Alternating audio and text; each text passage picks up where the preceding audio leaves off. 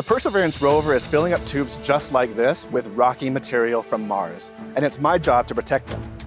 What kind of testing are we doing now to make sure that they survive their journey back to Earth? Let's take a look.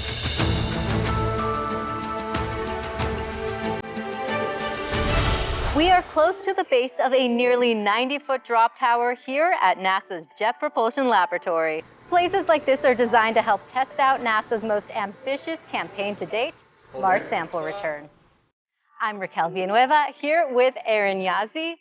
He's in charge of keeping the sample tubes safe on their journey home. So, Aaron, what's the plan for Mars sample return? Mars sample return is the next leg in us being able to bring back rocky samples from Mars to Earth so that we can study them here and look for signs of ancient life. What kind of testing is being done here at JPL to prepare the sample tubes for their journey back to Earth? The sample tubes have already gone through a lot of testing to date, but we're going to continue testing to make sure that they can survive every leg of this mission.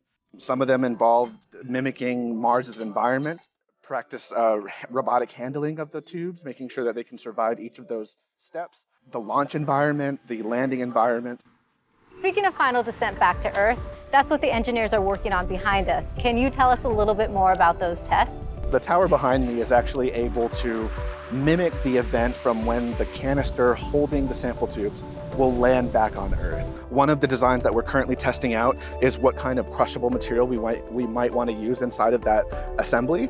So this right here is actually a piece of titanium crushable that we're going to use with this mass simulator to see how best to cradle and protect these tubes when they land back on Earth. What is being done to ensure that this is a successful campaign? We are currently partnering with agencies across the US and around the world, the most predominant one being the European Space Agency.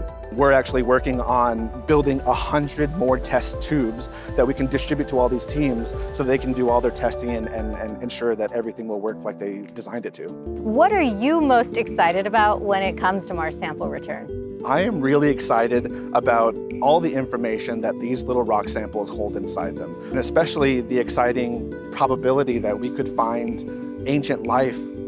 For me personally, I come from an area in the US that looks like Mars. The Navajo Nation is a rocky desert landscape, and it really reminds me how similar rocky planets in our solar system can be.